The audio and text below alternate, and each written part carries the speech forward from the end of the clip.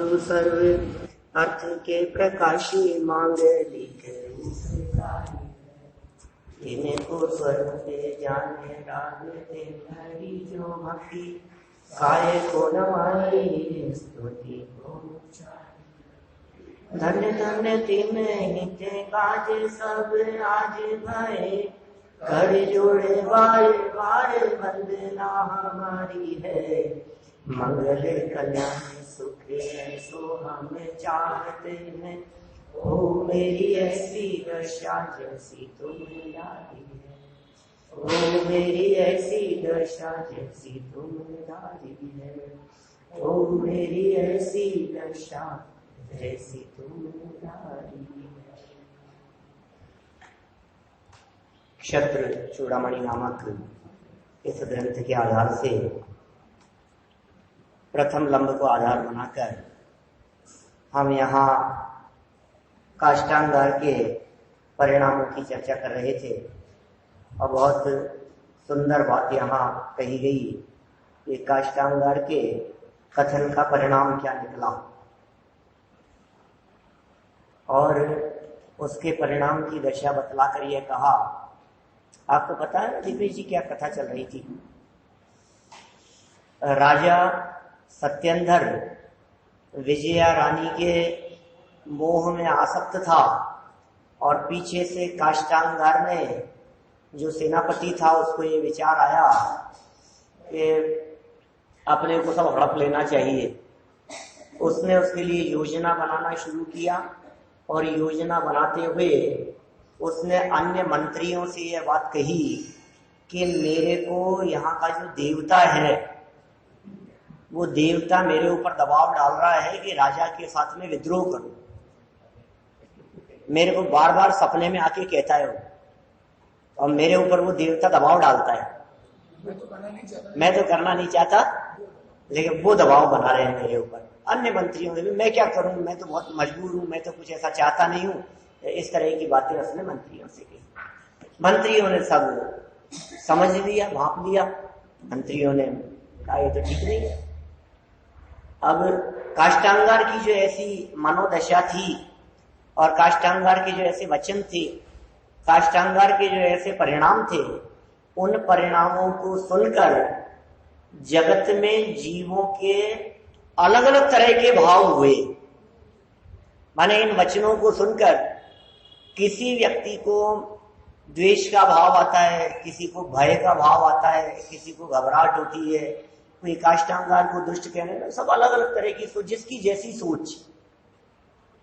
तो यहाँ निष्कर्ष रूप में वादीप सिंह सूरी आचार्य देव ने ये कहा कि देखो उपदेशदाता क्या करे, कहने वाला क्या करे, डिपेंड करता है पात्र कैसा है।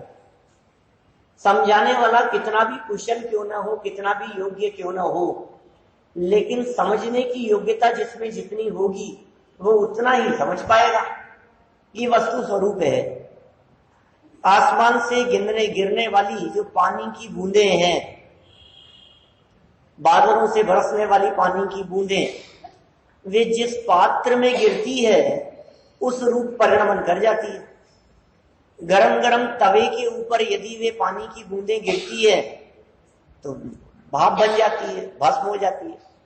समुद्र में गिरती है तो अमर हो जाती है वो एक ही बूंद। वही बूंद यदि नींबू के पेड़ में गिरे तो आगे खटास रूप परिणमित होकर के नींबू के माध्यम से निकलेगी। वही पानी की बूंद यदि आम के पेड़ में जाए तो मिठास रूप परिणमित होगी। वही पानी की बूंदें यदि स्वाति नक्षत्र के काल में सीप में गिरे तो मोती बन जाती है। पानी में फर्क नहीं है लेकिन पात्र में फर्क है, योग्यता में फर्क है। तो जिसकी जैसी पात्रता होती है, जिसकी जैसी योग्यता होती है, वो उसी प्रकार ग्रहण करता है। समझाने वाले एक अध्यापक कक्षा में सबको एक समान समझाते हैं, लेकिन प्रत्येक बालक अपनी अपनी योग्यता के अनुसार समझता है। साधारण अध्यापक या किसी व्याख्याकार की क्या बात करें, साक्षात तीर्थंकर परमात्मा जैसे भी समझाने वाले हो, समव शरण में समझा रहे हो तीर्थंकर परमात्मा, तो भी सामने बैठे हुए लोगों में से किसी जीव को सम्यक दर्शन हो जाता है, कोई मिथ्या दृष्टि बना रहता है, कोई व्रत अंगीकार कर लेता है उपदेश को सुनकर, कोई उपदेश सुनकर के मुनि बन जाता है, किसी को केवल ज्ञान की प्राप्ति हो जाती है, और कोई ऐसे भी होते हैं जो उस उपदेश को अन्यथा स्वीकार कर वो बाहर निकल जाते हैं मारीची सरीखे। उपदेशदाता तो सबके लिए एक जैसे हैं, लेकिन देखो कैसा कैसा परिणमन होता है सबका। ये यहाँ जगत की स्वतंत्र परिणमन व्यवस्था को समझाते हुए यहाँ बहुत सुंदर यह बात निष्कर्ष रूप में निकाली गई है ना। तो काष्टांगार के वचन सुने और परिणाम क्या निकला। अब देखिए कि कथा को थोड़ा सा और आगे बढ़ाते हैं। स्वामी भक्त सेवक का स्वरूप। स्वामी भक्त सेवक किस प्रकार के होते हैं?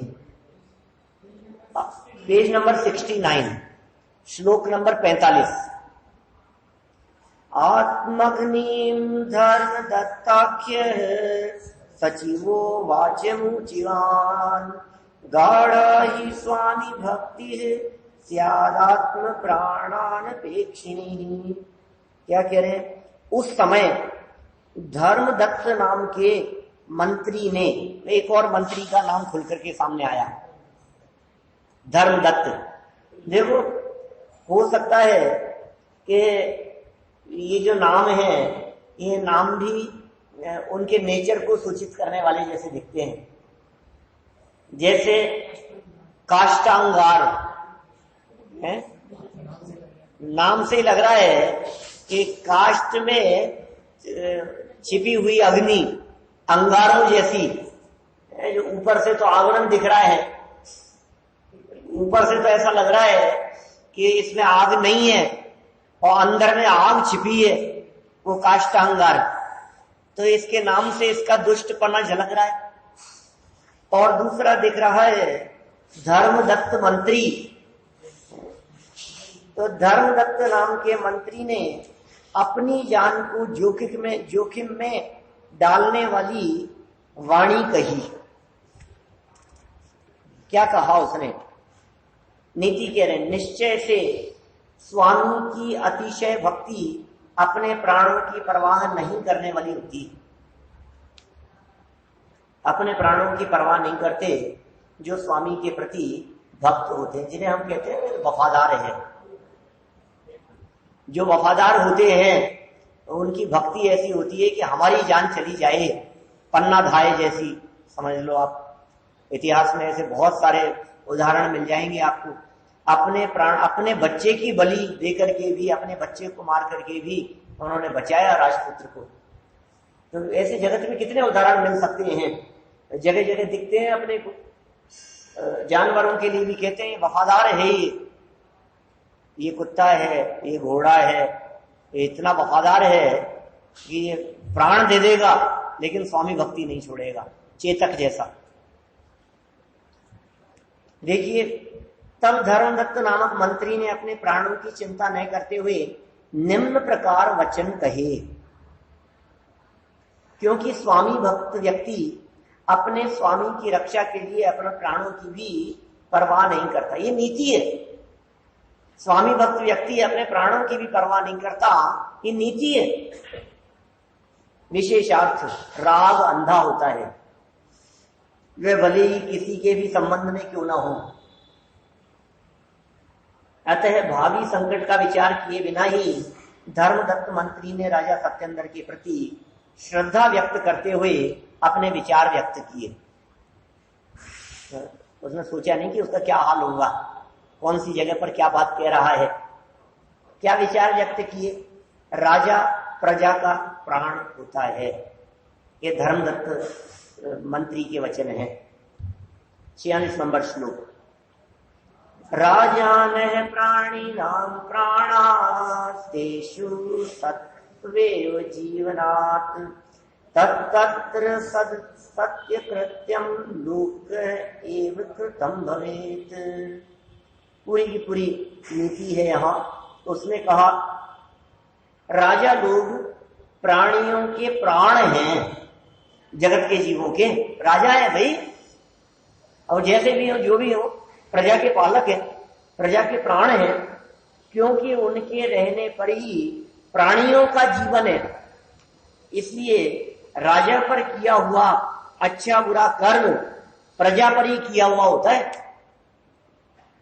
ये उक्ति धर्मदत्त मंत्री ने कही कि भाई साहब राजा तो प्राण है, आप राजा के साथ में अच्छा करोगे तो वो असर प्रजा के ऊपर अच्छा आएगा, और राजा के साथ यदि बुरा होगा तो उसका असर प्रजा के ऊपर भी बुरा ही आएगा। हमें बहुत गहराई से इस विषय के संदर्भ में विचार करना चाहिए। सरल अर्थ, धर्मदत्त मंत्री ने काष्ठांगार को समझाते हुए कहा, राजा प्रजा के प्राण होते हैं, राजा के सकुशल होने पर ही प्रजा का जीवन सुखमय रहता है।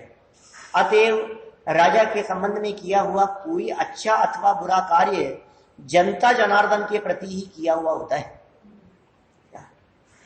राजा के साथ यदि कोई बुरा होगा तो समझ लीजिए प्रजा के साथ ही बुरा होगा। तो किसके पास में जाएगी प्रजा? आप समझ लीजिए जब अंग्रेजों ने भारत के ऊपर राज्य किया, मुगलों ने राज्य किया हो, जो भी इतिहास अपने सामने उपस्थित है भारत का, तो राजाओं के साथ में यदि बुरा हुआ या राजाओं को अपने अधिकार में ले लिया उन्होंने, राजा को अपने वश में कर लिया, तो प्रजा के साथ भी अत्याचार होने लगे। जब राजा के साथ में अच्छा होने लगा, जिस प्रजा ने राजा का साथ दिया और राजा का सहयोग किया, लोगों ने अपने प्राणों की कीमत पर भी, तो फिर वो देश आजाद हो गया और वो स्वतंत्र रूप से, निराबाद रूप से स्वतंत्रता से रहने लगे। माने अच्छा और बुरा ये राजा के साथ अच्छे बुरे के ऊपर निर्भर करता है। निमित्त की प्रधानता से कथन है, राजा के निमित्त से प्रजा का दैनिक जीवन शांतिमय सुखमय रहता है। राजा का निमित्त न हो तो नैमित्तिक कार्य प्रजा के शांतिमय सुखमय जीवन का अभाव रहता है। इस प्रकार निमित्त की मुख्यता से राजाओं पर किया गया अच्छा बुरा व्यवहार जनता के प्रति ही किया हुआ समझना चाहिए। राजद्रोह में 5 पाप समाहित है। ये सब नीति के श्लोक कह रहे हैं, यहाँ लगातार लाइन से नीतियां बतला रहे हैं, ये शिक्षा दे रहे हैं। राजद्रोह कभी नहीं होना चाहिए। हमें कानून के साथ में, या समझ लीजिए अपनी जो राज्य व्यवस्था है उसके विपरीत कभी नहीं चलना चाहिए, क्योंकि उसमें 5 पाप समाहित हो जाते हैं। ये हमें एक तो देशभक्ति की प्रेरणा दे रहे हैं, दूसरा हमारे को राज्य में अपने देश में चल रही नीति के पालन करने का संदेश दे रहे हैं इन श्लोकों के माध्यम से। बात भले ही धर्मदत्त मंत्री की हो, बात भले ही काष्ठांगार की हो या सत्येंद्र के राज्य से संबंधित हो, लेकिन उसके बावजूद भी ये सारी बातें हमारी लाइफ पर इसलिए लागू होती है कि ये राज्य विरुद्ध है। यदि आप अपनी गाड़ी को राइट साइड में चलाते हैं तो लेफ्ट साइड में चलना होता है ना। यहाँ रोड के कौन सी साइड गाड़ी चलाएंगे आप? लेफ्ट हैंड साइड चलेंगे चलते समय? क्या नहीं, पैदल चलने के बाद गाड़ी चलाना हो तो कौन सी साइड चलेंगे? लेफ्ट चलेंगे। या आपके राज्य में, भारत में लेफ्ट साइड चलने का विधान है, अमेरिका में राइट साइड चलने का विधान है। जहां जिस राज्य में हो, जहां जिस देश में हो, उस देश के नियमों का पालन करें। ठीक है, जितनी उम्र में वोट डालने की व्यवस्था हो, जितनी उम्र में खड़े रहने की व्यवस्था हो, इलेक्शन में खड़े होने की व्यवस्था हो, जो भी राज्य के नियम कानून जिस जिस तरह से जो लागू होते हो, अतिक्रमण नहीं करना, ठीक है ना, टैक्स बराबर देना, ये सब राज्य की नीतियों के पालन करने का संदेश है। देखिए, राजद्रोह यदि हमारे माध्यम से किया गया तो 5 पाप उसमें समाहित होंगे।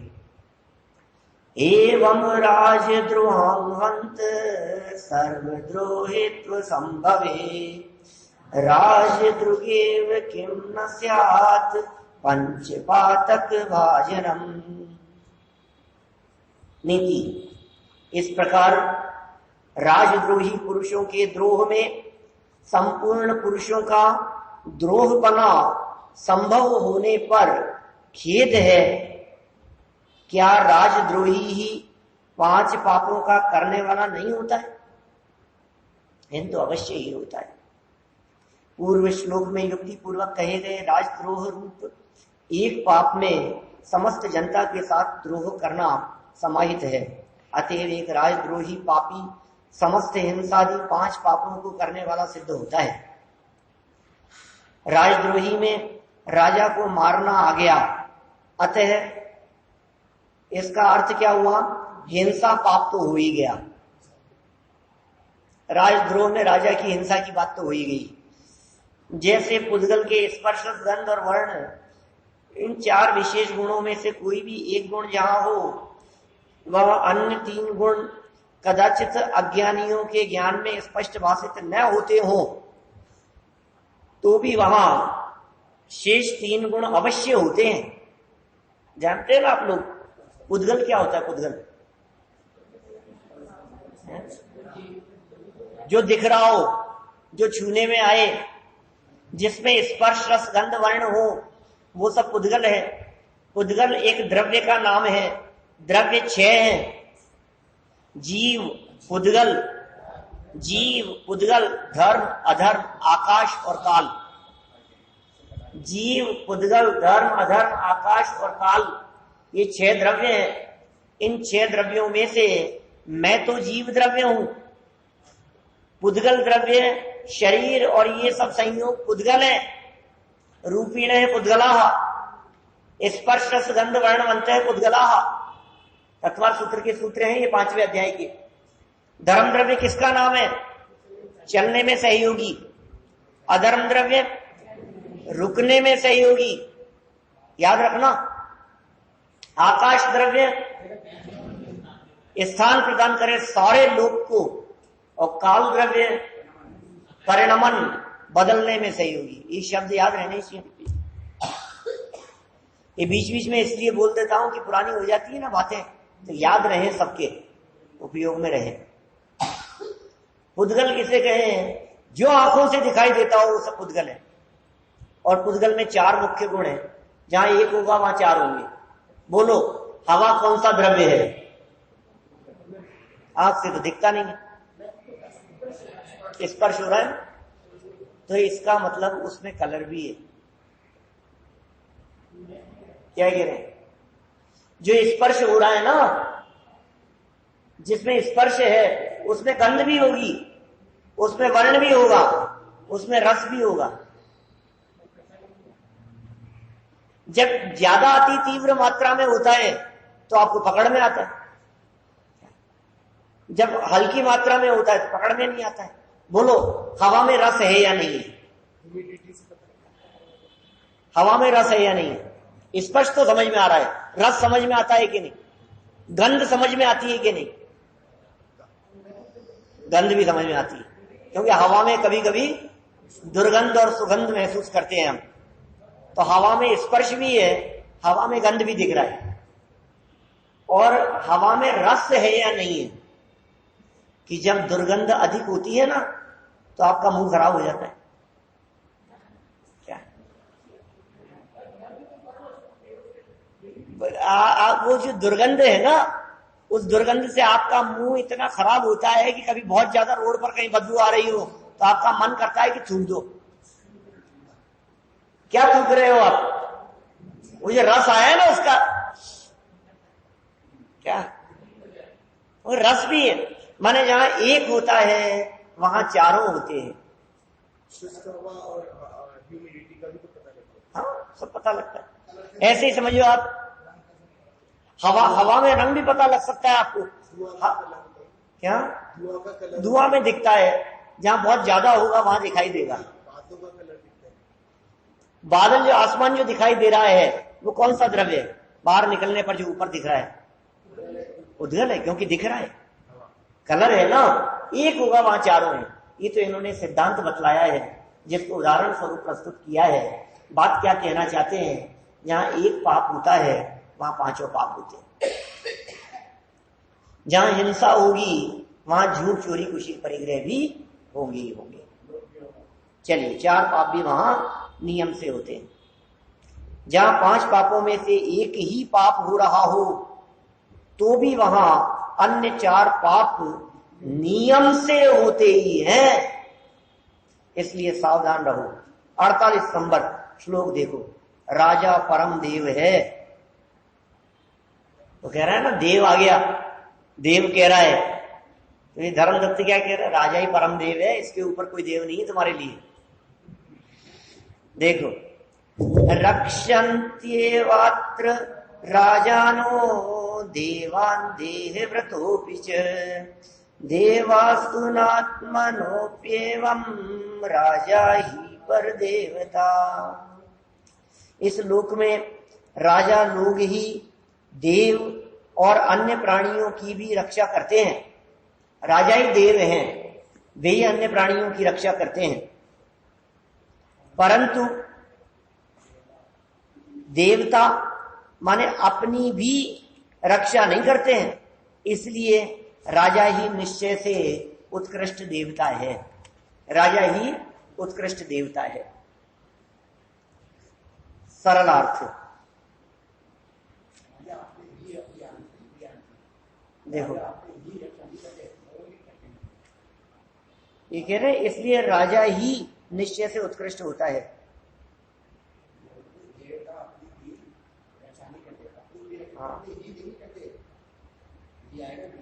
देवता अपनी भी रक्षा नहीं करते, खुद की भी नहीं करते, ऐसा कह रहे।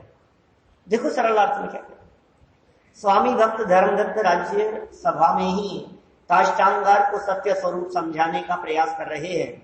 इस जगत में राजा लोग ही देवों और प्राणियों की रक्षा करते हैं, परंतु देव स्वयं की भी रक्षा नहीं करते हैं, इसलिए राजा ही परम देव है। अतः आप राजा सत्येंद्र के विषय में अन्यथा मत सोचिए। साफ साफ कह दिया भाई साहब, आप उसके बारे में अन्यथा मत सोचिए। विशेषार्थ, राजा देवों की रक्षा करते हैं, इसका अर्थ वीतराग देव की मूर्तियां धर्म साधनों के मुख्य अंग हैं, जिनका निर्माण और सुरक्षा करना राजा का उत्तरदायित्व है। देखो, देव का अर्थ क्या किया इन्होंने, विशेषार्थ करते हुए कह दिया कि राजा देवों की रक्षा करते हैं। इसका मतलब क्या हुआ, धर्म के साधन जो देव है ना, जो सामने विराजमान है मंदिरों में, जो प्रतिमाएं हैं, उनकी भी रक्षा करते हैं, धर्म की भी रक्षा करते हैं, धर्मायतनों की भी रक्षा करते हैं, प्रतिमाओं की भी रक्षा करते हैं। अतः जिन देवताओं की मूर्तियों में प्राण प्रतिष्ठा की जाती है, ऐसी मूर्तियों की रक्षा का उत्तरदायित्व भी राजाओं का होता है, तथा राजा प्राणियों की रक्षा करते हैं। ये तो स्पष्ट ही है, क्योंकि सुचारू राज्य व्यवस्था में ही मनुष्य और पशुओं का जीवन सुरक्षित रहता है, क्योंकि उनके माता पिता राजा ही हैं, माता पिता भी राजा जैसे ही हैं।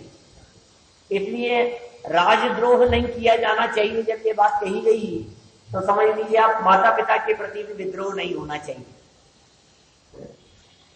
देव अपनी स्वयं की भी रक्षा नहीं करते, अर्थात मंदिरों में प्रतिष्ठित धातु पाषाण की देव मूर्तियां स्वयं की रक्षा कहां करती है।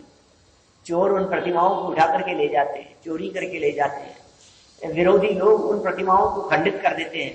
वे प्रतिमाएं स्वयं की भी रक्षा नहीं कर पाती। दुष्टों और चोरों से उनकी सुरक्षा राजा लोग ही करते हैं। अतः राजा ही परम देव है। देखिए, राजद्रोह महा अनर्थकारी है। 49 नंबर का श्लोक कहते हैं आगे, किंचात्र दैवतं हन्ति दैवतद्रोहिणं जनम राजा राजद्रोहं वंशं वंशान्यन्यच्च तत्क्षणे। फिर नीति है, देखो आप यहां भी लगातार नीति के श्लोक है, कथा नहीं चल रही है। और इस लोक में देवता अपने से द्रोह करने वाले मनुष्य को मारते हैं, परंतु राजा राजद्रोहियों के कुल और वंश के मनुष्यों को एवं उनकी धन संपत्ति आदि को भी उसी समय नाश कर देता है। राजद्रोहियों के कुल को भी खत्म कर देता है, उनकी धन संपत्ति को भी नष्ट कर देता है राजा। धर्मदत्त पुनः समझाते हैं, इतना ही नहीं और भी सुनो, इस दुनिया में व्यंतरादि देव तो मात्र अपने में से द्रोह करने वाले लोगों को ही दुख देते हैं। दुख देते हैं व्यंतरादि, किसको दुख देते हैं? जिसके स्वयं का पाप कर्म का उदय हो, उसके दुख में निमित्त बनते हैं। और क्या कह रहे हैं यहां? अपने से द्रोह करने वाले उनको ही दुख देते हैं। व्यंतर किसको दुख देगा बताओ? आपके पाप कर्म का उदय और आपके साथ में पूर्व जन्म की कोई दुश्मनी, दो बातें हैं क्या? अकेला ये नहीं हो सकता है कि वो पूर्व जन्म की दुश्मनी से आपसे आपके प्रति कुछ करे। आपके पाप कर्म का उदय भी चाहिए, और पाप कर्म का उदय तो हो तो भी वो व्यंतर आपका कुछ नहीं बिगाड़ रहा है। क्यों नहीं बिगाड़ रहा है? क्योंकि उसका आपके साथ में कोई बैर भाव नहीं है पिछले जन्म का। तो आपके पाप कर्म के उदय से दूसरा तो कुछ कर रहा है, लेकिन व्यंतर कुछ नहीं कर रहा है। समझ रहे हैं आप? जैसे समझिए, मेरे पाप कर्म के उदय में किसी व्यक्ति ने मेरे साथ में दुश्मनी निभाई, तो मैं ये कह रहा हूं यदि मेरे पाप कर्म का उदय ही कारण हो, अकेला एक तरफा चले, तो सारा ही जगत दुश्मन हो जाना चाहिए ना मेरा। वही व्यक्ति दुश्मन क्यों हुआ? क्योंकि उसने ही पूर्व जन्म में हमारे साथ में या हमने उसके साथ में कुछ किया था। एक तो हेतु ये हो गया, जिसके साथ में पिछला कुछ हमारा क्या कहेंगे सौदा पेंडिंग पड़ा हो, एक चीज। और दूसरी चीज हमारे पाप कर्म का उदय हो। मान लीजिए किसी के साथ में सौदा पेंडिंग पड़ा है, उसके साथ में हमने बुरा किया था, तो जब हमने उसके साथ में बुरा किया था तो पिछले 10 साल से हमारा क्यों नहीं बिगाड़ रहा है? कहां से बिगाड़े? मेरा तो उदय पुण्य का चल रहा है, वो क्या बिगाड़ लेगा? तो वो कब बिगाड़ने में समर्थ होगा?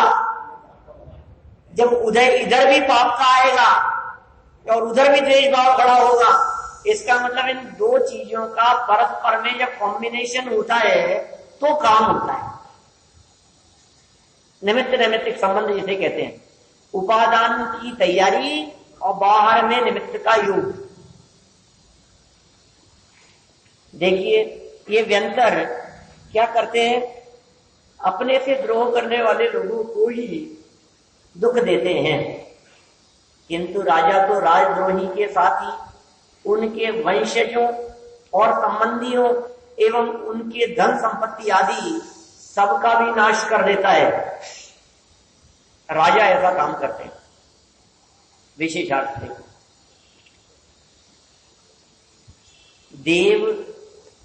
देवद्रोही को दुख देते हैं,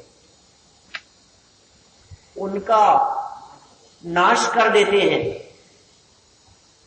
इसका भावार्थ यहां देव का अर्थ भवनवासी और व्यंतरवासी हीन पुण्यवान देवों से है। देवादिदेव अरहंत एवं सिद्ध भगवंतों से नहीं। मतलब समझ रहे ना? देव दुख देते हैं, इसका अर्थ ये जो भवनवासी व्यंतरादि जो देव है ना, ये दुख देते हैं। हमारे जो अनंत और सिद्ध देव हैं वे दुख नहीं देते। देव, सच्चे देव, देव, अदेव और कुदेव, 4 प्रकार से चर्चाएं आती है शास्त्रों में। तो जो हमारे अनंत सिद्ध परमात्मा है, ये सच्चे देव हैं, इनको भी देव कहते हैं। देव, देव शास्त्र गुरु पूजा, तो देव बोलते ही है ना। देव शास्त्र गुरु की पूजन करते हैं हम। सबसे पहले देव शास्त्र गुरु की पूजन में आगे चढ़ाए जाते हैं। क्यों? देव है वो। तो सब देव तो 4 ही प्रकार के होते, भवनवासी, व्यंतर, ज्योतिष। अरे वो देव गति वाले देव हैं, ये सच्चे देव हैं। शब्द एक जैसा है लेकिन भाव दोनों का अलग अलग है। तो अरहंत सिद्ध देव किसी का भला बुरा नहीं करते, किसी को दुख सुख नहीं देते। इसलिए देवादिदेव अरहंत एवं सिद्ध भगवंतों से यहां अभिप्राय नहीं है। ये देव गति के देव रागी द्वेषी ही होते हैं। हमारे सच्चे देव तो वीतरागी ही होते हैं, और देवगति के देव रागी द्वेषी होते हैं। उनके मन में पूर्व जन्म के संबंध के कारण किसी मनुष्य से राग द्वेष रह सकता है, पिछले जन्म के संबंध के कारण। अवधि ज्ञान भी होता है, और पूर्व जन्म के संस्कार वश भी होते हैं। देवों में तो हम अवधि ज्ञान से बदला लेने की बात सोच सकते हैं, लेकिन मनुष्यों में ऐसा क्यों होता है? कभी कभी पीछे शायद इस तरह की भी नीति की बातें कही थी, मेरे मन में ऐसा खोटा भाव क्यों आ रहा है इसके प्रति, मेरे मन में इसके प्रति ऐसा खोटा भाव क्यों आ रहा है, क्या पता क्या बात है। मेरे मन में इसके प्रति ऐसा, लेकिन मैं क्या करूं, मेरे मन में इसके प्रति द्वेष बुद्धि क्यों आ रही है? हो सकता है वो उधर का कहीं संबंध, पूर्व जन्म का कहीं संबंध वो उभर करके सामने आने की स्थिति बन रही है। देखो स्वयं के स्वरूप को जानने की निरंतरता क्यों नहीं रहती? अब ये तो वेद विज्ञान की कमी है, विचार भी नहीं है। अपने स्वरूप को जानने की रुचि क्यों नहीं रहती, ऐसा प्रश्न है इनका। निरंतरता क्यों नहीं रहती? अनादि के मिथ्यात्व के संस्कार है, वर्तमान का मिथ्यात्व हावी है, होनहार भी भली नहीं है, और विषयों के प्रति अभी हमारा रस पूरी तरह से टूटा भी नहीं। पर के प्रति हमारी आसक्ति का जो परिणाम है, वो आसक्ति का परिणाम भी बराबर बना रहता है। भले ही जिनवाणी के अनुसार वचन कभी कभी हम कहते हो, लेकिन फिर भी सच्चाई तो यही है। हम क्या करें? इसलिए वो बात बार बार में आती है उठ करके, जैसे हम कितना भी अपने आप को निर्लोभी कहते हो, लेकिन कभी कभी किसी किसी प्रसंग में फिर वो लोभ उभर करके सामने आ जाता है। कभी आप लाखों रुपया खर्च करके अपने आप को कहते हो निर्लोभी, मुझे तो कोई लोभ नहीं है, हो जाए जितना हो जाए यार, बुक खर्च कोई दिक्कत नहीं है। तो कभी आप 2 रुपए के लिए सब्जी वाले से बहस करने लगते हो, क्या? अब ये क्या हो गया है? अब देखो समय समय समय प्रसंग परिस्थिति की बात बन जाती है इस तरह की। एक तरफ तो आपने शोरूम पर जाकर के 10-20 हजार ऐसे लगा दिए, आपने रेट नहीं पूछी, क्वालिटी नहीं देखी, तो कुछ नहीं, ये तो अच्छी कंपनी का मिल रहा है। और आपने, और यहाँ रिक्शे वाले ने आपसे कहा कि भाऊजी यहाँ के तो 60 रुपए लगेंगे, 50 नहीं लेगा क्या? अब यहाँ 10 रुपए में दिमाग लगा रहा है क्या? माने 10 रुपए के चक्कर में दिमाग लगा रहा है और हजारों में परवाह नहीं कर रहा है। ये कैसी स्थिति है? समय समय की बात है। कभी कभी हमारे मन में वैराग्य का भाव आता है, और कभी कभी तीव्र राग का भाव आ जाता है। कभी कभी ये लगता है कि मैं अपने को तो अपने में ही रहना चाहिए, बस निकलूं ही नहीं बाहर। और कभी लगता है कि हाँ ठीक है यार, वो तो है, बाकी गृहस्थी भी तो है। देखिए, देवगति के देव रागी द्वेषी ही होते हैं, क्योंकि वे चतुर्गति में परिभ्रमण करने वाले होते हैं, वे भटकने वाले होते हैं। वे तो अभी वहां से मर करके तिर्यंच या मनुष्य गति में आने वाले हैं। उनके मन में पूर्व जन्म के संबंध के कारण किसी मनुष्य से राग द्वेष रह सकता है। अवधि ज्ञान से वे देव जिसे शत्रु मानते हैं, उसके पाप कर्म का उदय हो। समझना क्या कह रहे हैं भैया?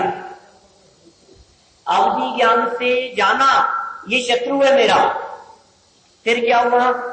जिसके पाप कर्म का उदय हो और देव विशेष सामर्थ्यवान हो तथा उसे पूर्व शत्रुता का स्मरण आ जाए, तो कदाचित किसी का बुरा करने में निमित्त हो सकते हैं। इसलिए आपको किसी देवता से डरना नहीं चाहिए, आपको किसी भूत से डरना नहीं चाहिए, आपको किसी यंत्र से डरना नहीं चाहिए। आपका कोई देवी देवता बुरा नहीं कर सकता है।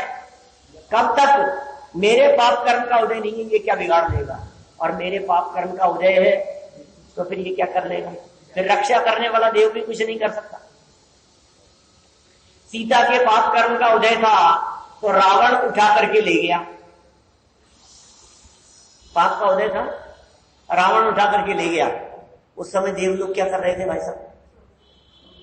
क्यों नहीं आए बचाने के लिए? क्यों उठा करके ले जाने दिया उसको? उस समय सीता की रक्षा के लिए आना चाहिए था या नहीं? फिर क्या हुआ? फिर देखो आप, परिस्थिति बदल गई। फिर जब सीता की अग्नि परीक्षा, तो देवलोग आ गए पुष्प वृष्टि करने के लिए। समय समय की बात है, समय बदल गया। देव तो पहले भी वही थे और बाद में भी वही है। समय बदल गया माने अपना उदय बदल गया। अपना उदय बदल गया तो जो रक्षा करने वाले थे वे ही प्राण लेने वाले बन गए। अपना उदय बदल गया तो जो प्राण हरण करने के लिए आए थे वे ही हमारा सहयोग करने वाले बन गए। बोलो ऐसा भी हो जाता है। इंदिरा गांधी की रक्षा करने वाले लोग ही उसके प्राण हरण करने वाले हुए। बोलो क्या करें, रक्षा की भक्षक हो जाते हैं। कभी आपने ऐसी परिस्थितियां भी देखी होगी कि जो मारने के लिए आए थे क्या वे सेवक और सहयोगी बनकर के बैठ गए। हम तो आपका ही सहयोग करेंगे, हमें मालूम ही नहीं था आपके प्रति हम गलती हो गया, अब हम उसको देख लेंगे। लो ये क्या हुआ, जिसने हमें भेजा था आपको मारने के लिए, जो मारने के लिए आए थे वे आपके सहयोगी बन गए। समय बदलते देर नहीं लगती है, परिस्थितियां बदल जाती है, समय बदल जाता है। कब? जब उदय बदलता है। उदय किसका? अपना, अपने द्वारा किए गए कर्म, अपना ही उदय। तो किसी दूसरे के ऊपर दोषारोपण करने की जरूरत नहीं है, स्वयं का ही दोष। क्या? हाँ, समय को बदलने में समय नहीं लगता, ये वस्तु स्थिति है। मित्र आई हो जाए जगत में, अशुभ उदय के आने से। क्या? जब तक तेरे पुण्य का बीते नहीं करार, तब तक तुझको माफ है अवगुण करो हजार। क्या क्या कहा? पुण्य की जो अकड़ है, पुण्य का जो करार है, पुण्य का जो उदय है, जब तक नहीं बीत रहा है ना, पुण्य का उदय चल रहा है, चलने दे। तो हजार अवगुण करे तेरे को माफ दिखाई देंगे। अरे अपना कोई क्या बिगाड़ लेगा, अपना कोई क्या बिगाड़ लेगा। जब तक तेरे पुण्य का बीते नहीं करार, तब तक तुझको माफ है अवगुण करो हजार। और जिस क्षण वो पुण्य का उदय क्षीण हो जाएगा, समाप्त हो जाएगा, फिर क्या होगा? फिर दुनिया ये कहेगी कि पाप का घड़ा फूट गया, पाप का घड़ा भर गया। फिर दुनिया ये कहने लगी, इस स्वरूप है, क्या करें। आप देखिए ऋषभ देव जैसों के साथ में जब जन्म से ही गर्भ में आने के 6 महीने पहले से ही देवलोग रत्नों की बरसात कर रहे थे। अब जब दीक्षा लेने के बाद में उदय बदला, 6 महीने तक ध्यानस्थ रहने के बाद में जब वे आए, विहार के लिए निकले, आहार के लिए निकले, आहारचर्या के लिए, तो कोई बताने वाला नहीं था। अब कहां चले गए सारे देव? अब करनी चाहिए थी ना आकाशवाणी, अब जगत के जीवों को संबोधन करना चाहिए था ना, बताना चाहिए था ना। लेकिन नहीं भाई साहब, अब सारे देव सो गए जाकर के। अभी तो दीक्षा कल्याणक मनाया है, अब तो केवल ज्ञान कल्याणक में आना है, पता नहीं कब होगा। जब तक केवल ज्ञान कल्याणक नहीं आए तब तक तो सो लो। देव लोग सोते नहीं, लेकिन क्या करें, उदय बदल गया। चलो कोई बात नहीं। क्या कह रहे हैं यहाँ? पूर्व शत्रुता का स्मरण आ जाए, देव विशेष सामर्थ्यवान हो और पाप कर्म का उदय हो, तो किसी का बुरा करने में निमित्त हो सकता है। निमित्त होते हैं, इसका अर्थ समझो आप।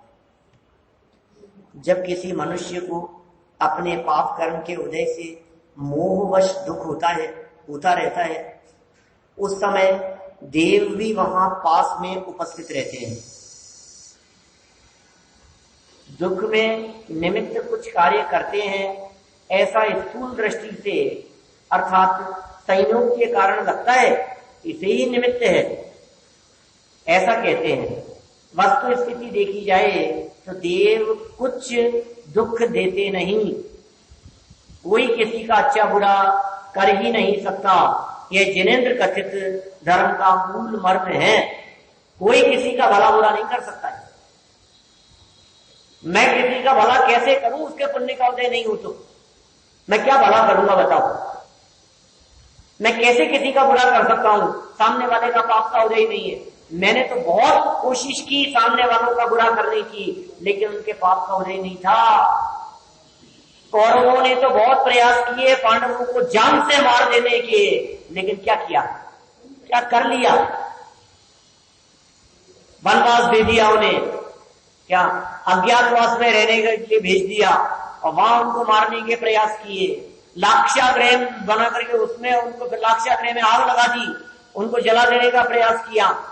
5 गांव देने को उनको तैयार नहीं थे और 100 के 100 मिलकर के पूरे पांडवों को मारना चाहते थे, लेकिन फिर भी क्या हुआ, क्या बिगाड़ लिया, कुछ नहीं बिगाड़ पाए।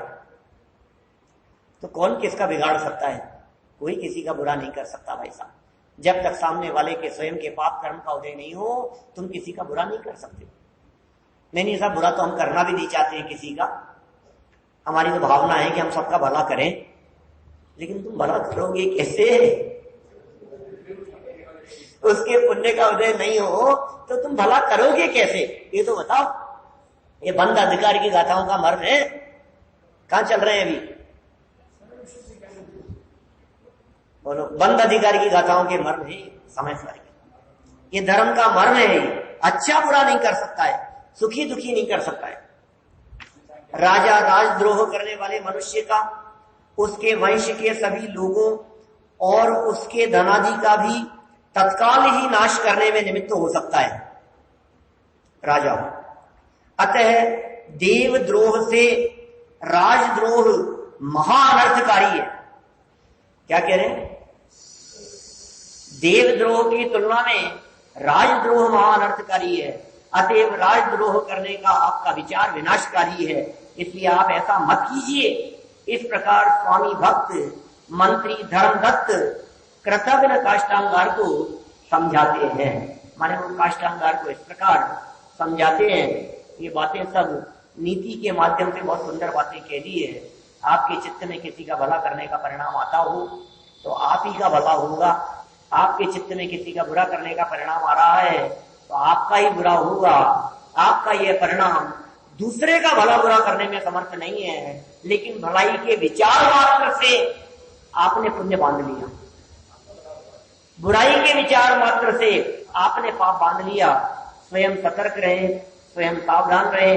राजा का उपयोग अग्नि के समान करने की प्रेरणा आगे आगामी श्लोक में दे रहे हैं। शेष चर्चा कल करेंगे। अभी